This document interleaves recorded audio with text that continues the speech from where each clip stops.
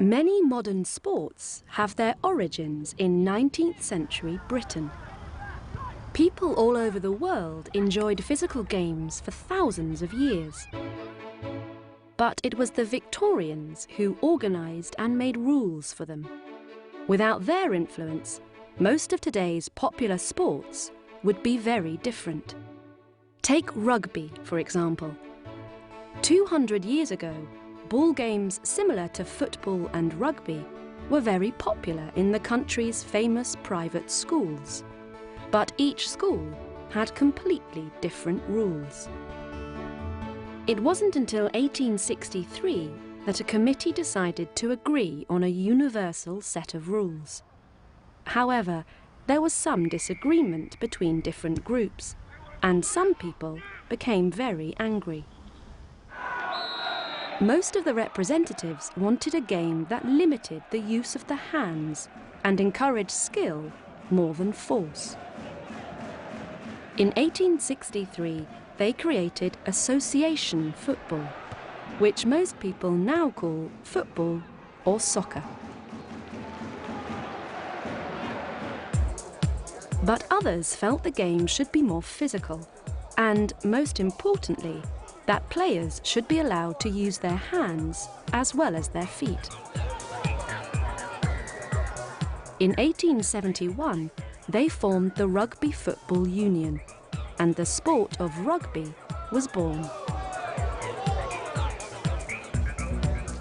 But one typically British sport that the Victorians didn't organise was cricket. The Marylebone Cricket Club invented the first set of cricket rules in 1788, and many of these basic laws still apply today. There are still 2 teams of 11 players, 1 team bats,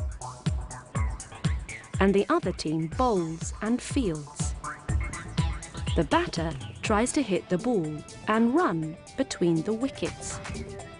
This is called a run. The bowler tries to hit the wickets, and the fielder tries to catch the ball. If they can do this, the batter is out.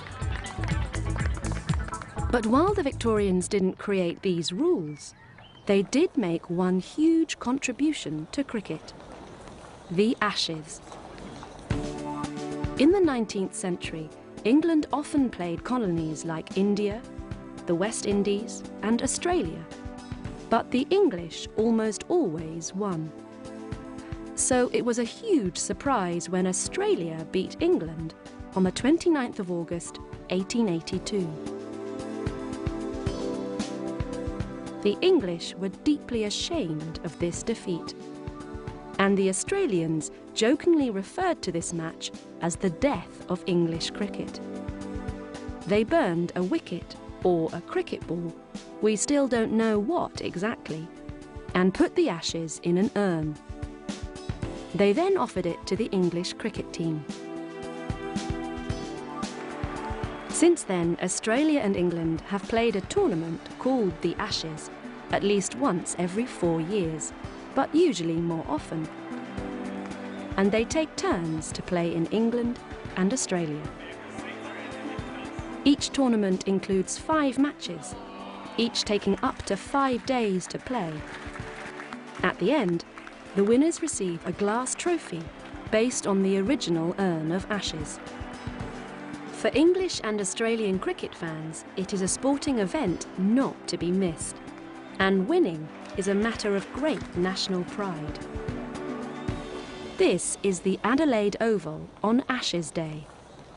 It's an extremely popular event, and thousands of people happily travel miles to watch the cricket.